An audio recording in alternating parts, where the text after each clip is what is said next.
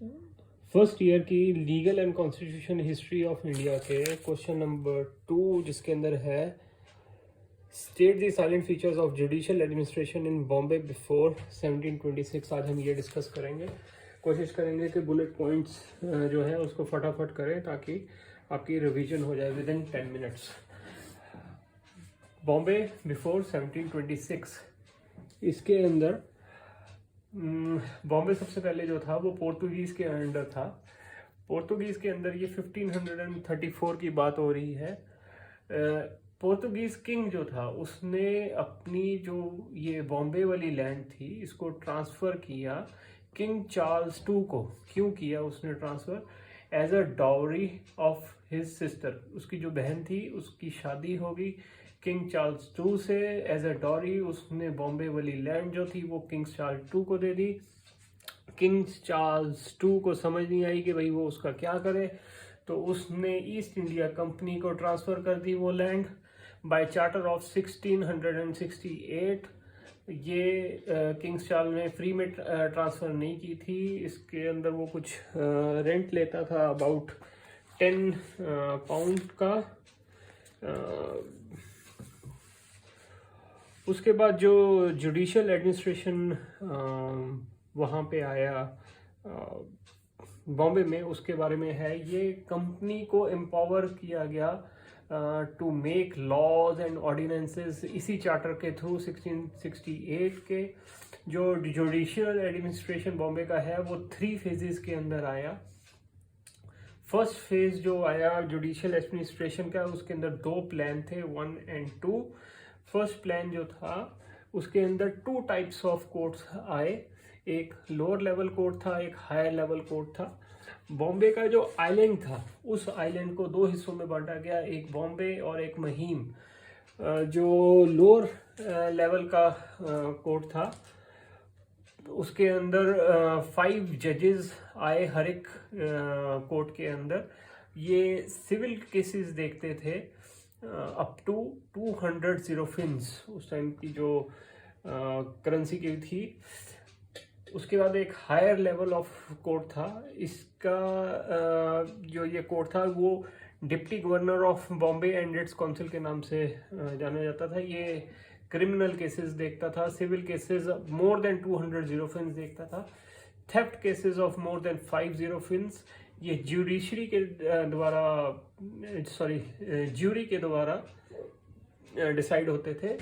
Appellate jurisdiction जो थी lower courts की वो हायर कोर्ट्स के पास थी, अपील कर सकते थे। लोअर कोर्ट्स के अंदर जो डिसीजन होता था वो हायर कोर्ट्स के अंदर जाके अपील कर सकते थे। इसके अंदर इंडियन जजेस अलाउड थे, बट इसका कोई ज़्यादा असर नहीं होता था क्योंकि जो मोस्टली जो जजेस थे वो बिजनेसमैन थे और इंडिपेंडेंट और अनबायस्ड जुडिशरी वहाँ पे बिल्कुल भी नहीं थी। ठीक है, इमेजिन नहीं किया जा सकता था। इसी फर्स्ट फेज के अंदर जो सेकंड प्लान आया उसके अंदर सीरीज ऑफ कोर्ट्स आए, काफ़ी सारे आए, 1 2 3 4 5 सीरीज ऑफ कोर्ट्स आए, जिसके अंदर पहली में ये कोर्ट ऑफ कंसाइंस आया जो कि सिविल केसेस को देखता था लेस देन 20 ज़ीरोफिन्स। और ये जो कोर्ट ऑफ कॉन्शियस था, कंसाइस था, इसका मेन पर्पस जो था वो ये था कि ये इम्पार्ट करे जस्टिस टू दी पुअर को justice they free of cost, ये इसका मेन पर्पस होता था।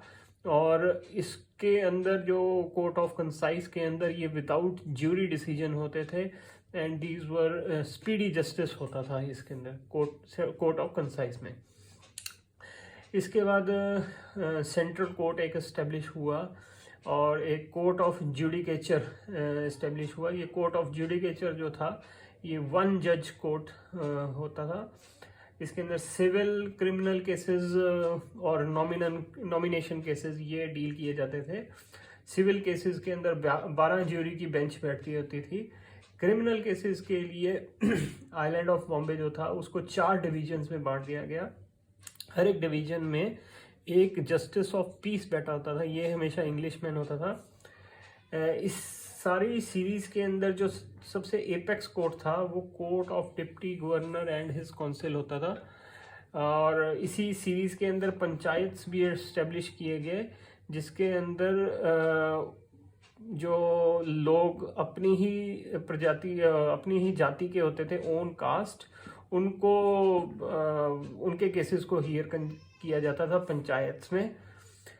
सेकंड फेज के अंदर 2 टाइप्स ऑफ कोर्ट्स जो है वो बने इसके अंदर। एक तो एडमिरल्टी कोर्ट बना। एडमिरल्टी कोर्ट आया बाय द चार्टर ऑफ 1683। ये एडमिरल्टी कोर्ट बिल्कुल सिमिलर था मद्रास के एडमिरल्टी कोर्ट, जिसके अंदर civil criminal cases of maritime देखे जाते थे। सेकंड जो कोर्ट सेकंड फेज में आया वो था कोर्ट ऑफ जुडिकेचर। ये 1685 में आया।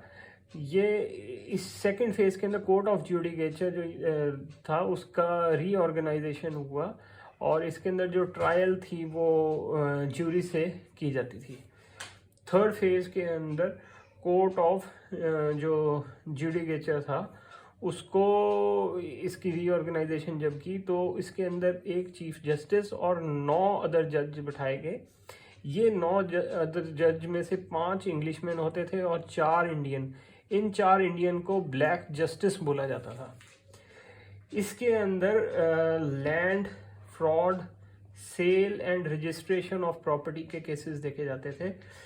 कोरम जो इस कोर्ट ऑफ जुडिकेचर का था उसके अंदर 3 जजेस का कोरम बनता था और इसके अंदर जो ब्लैक जजेस थे ये इंडियंस वाले, इसकी ज़रूरत नहीं थी तो भी कोरम बन जाता था।